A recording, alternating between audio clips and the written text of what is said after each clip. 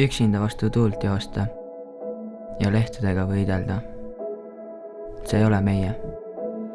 See ei ole tänapäev.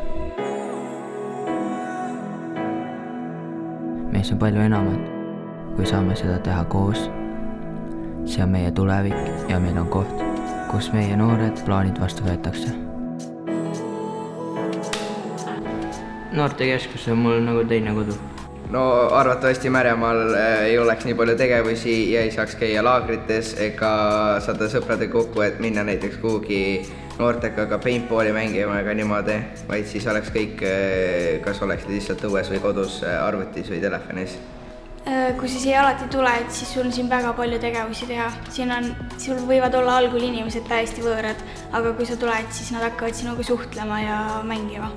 Noortekeskus on toonud ellu mulle palju uusi sõpru.